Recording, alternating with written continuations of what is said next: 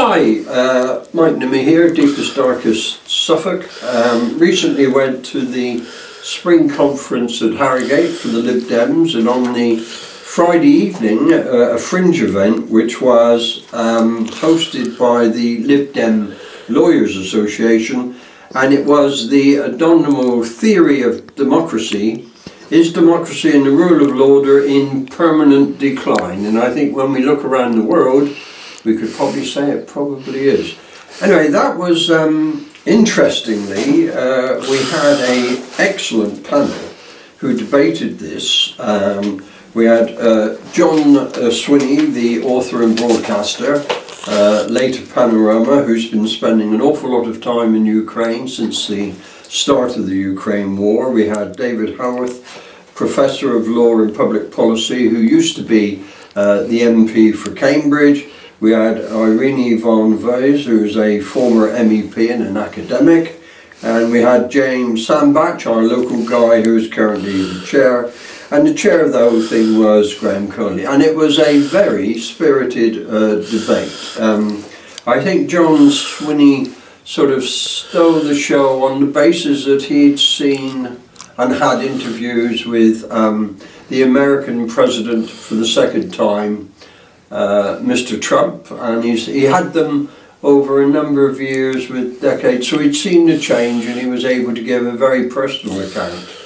And equally, I think the concerns for democracy was quite widely expressed. So look at what Bernard's put together, hacked together for your information and hopefully enjoyment. See you again soon. Bye for now. I can't find anything else to say. Okay, I'm going to stand up. So thank you all very much for coming. By the way, I'm going to give a copy of my latest book, Murder in the Gulag, about Navalny, to whichever one here asks the rudest question, and then I'd like the winner to post it to a man called Donald Trump. Because sorry, having worked for the BBC for 17 years, there was the thing about not swearing, and I'm overcompensating. So please forgive me. I found what you were saying just then pretty depressing, and I feel there are times when you see this kind of love affair between Donald Putin and Vladimir Trump. Christ, these gin and tonics. But no, I mean, this love affair is frightening, and there are times when it feels like 1938. And at the same time, in every cloud there is a silver lining. And I'm going to start my few minutes with just describing what I found when I went to a clinic in Kyiv, where they try and do something to fix Ukrainian soldiers who completely lost their limbs. And most commonly, this is because they've got tourniquet syndrome, in that they've been hit by a shell. There's one guy, he's hit by a shell in Bakhmut, and he loses one leg and both arms. But because of where he is, his pals can't get him out to the MASH unit. And so he's lying on the battlefield, and by the time they can rescue him, he's got sepsis, complete sepsis in the free limbs. So he's lost, he's got one leg, and he's got one leg left, and everything else, there's no stumps.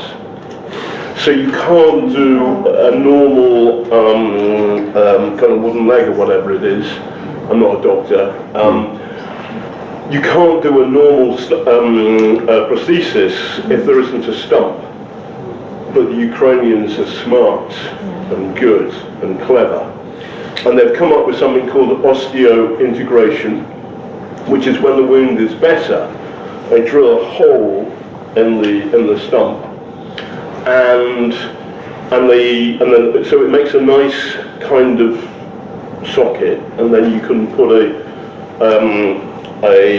black plastic arm flows down from it, and even better, they put electrodes in the socket, and this is much less effective than putting it in the brain, but it's way much cheaper. So and I said to this guy, what do you think to Trump? And he says, I want to be diplomatic. And I say, well, what do you think to Putin? And he goes, wait.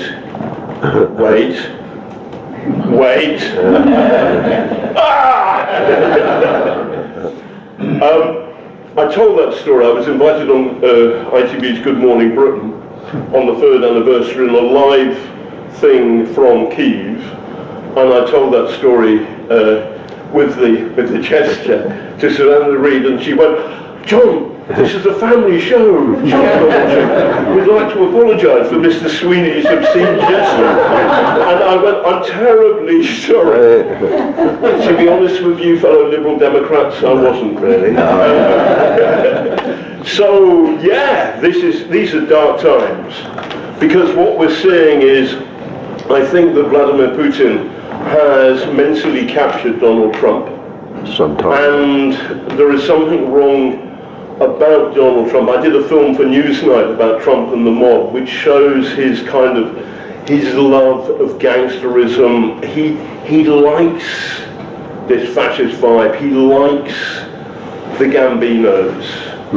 And he's met, in Vladimir Putin, he's met Mr. Gambino-ski. It's kind of like that. But I found the bullying of President Zelensky appalling. I found it absolutely appalling. And the good thing for us is a ton of Conservative and Reform and Labour voters did too. And which party is the party that supports Ukraine the most? We are. And which party is the most pro-European? Answer the question.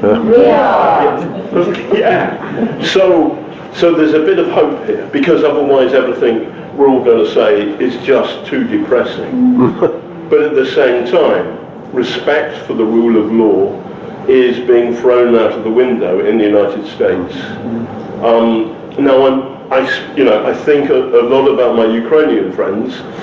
And actually, I'm a little bit optimistic with the Germans waking up from their long nightmare of dealing with the legacy of Adolf Hitler. But they're waking up and saying, no, it is right and proper for us to help a fellow democracy survive.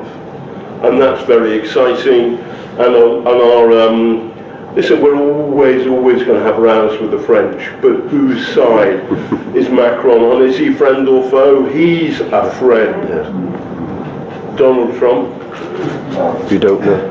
My dad was a ship's engineer in the Battle Atlantic, and when they got to Iceland, the Royal Navy he was merchant navy, and the convoy was guarded by the Royal Navy. At Iceland they would leave, and the Royal Canadian Navy would take over.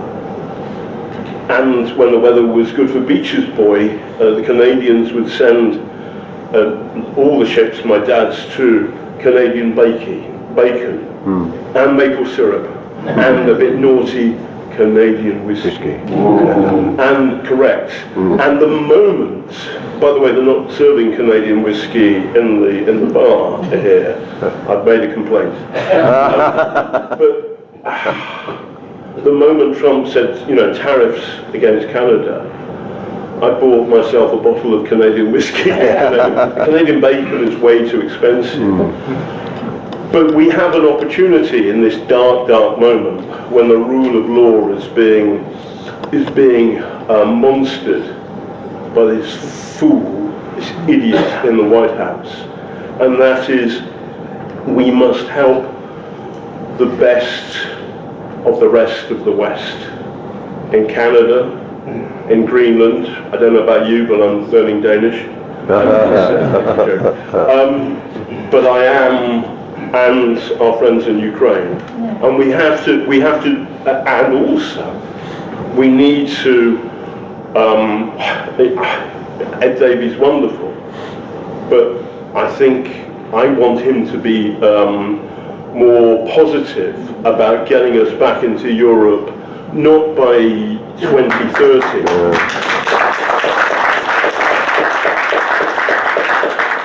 But by the end of next fucking week. Okay, by next Wednesday. But we need to do that. And however, it does feel as though we have an opportunity, at least politically here, to say, I'm sorry, we told you so.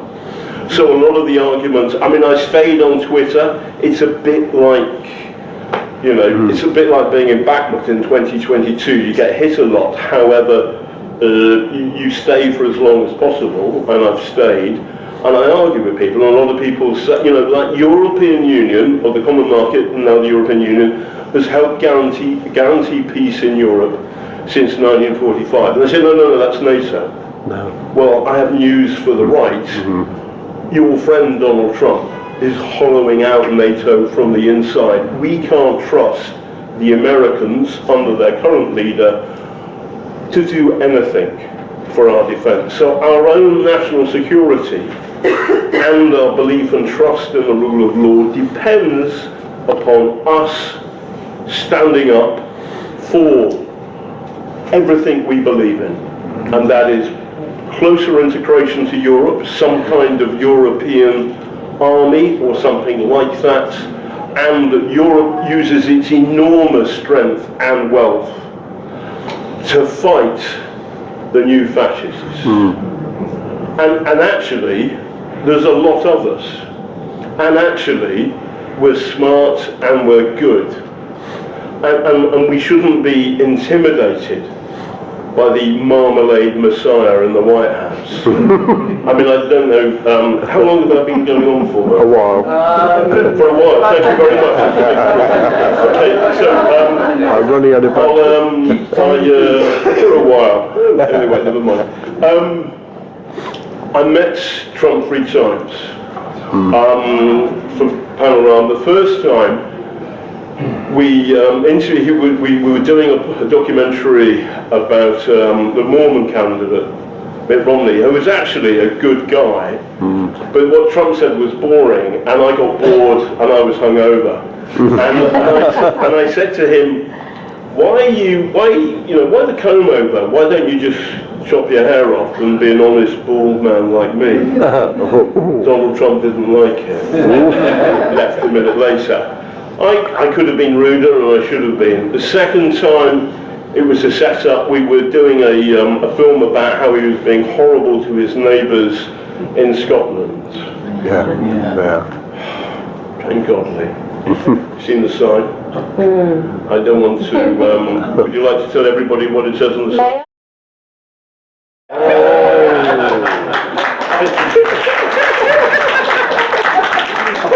I didn't say that. No. She did.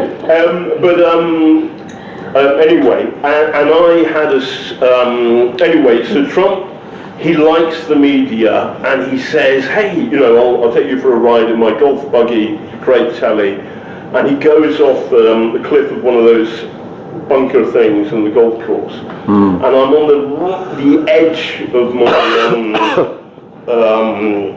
on the radio mic, and you can clearly hear me say, and I normally have got a loud and strong and deep voice, you can clearly say, I'm a bit worried about the driver. I really am.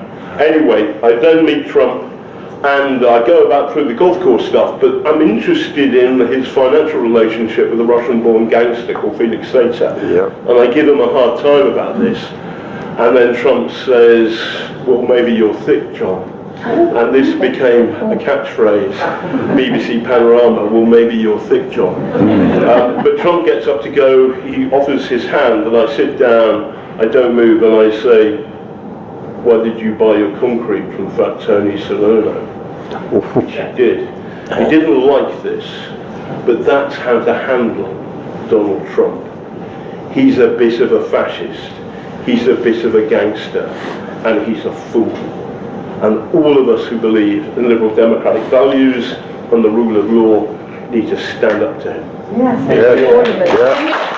All over the country, we see that communities are remembering that when you elect a Liberal Democrat at any level of government, you get somebody who will work for you and for your community all year round and not just election time.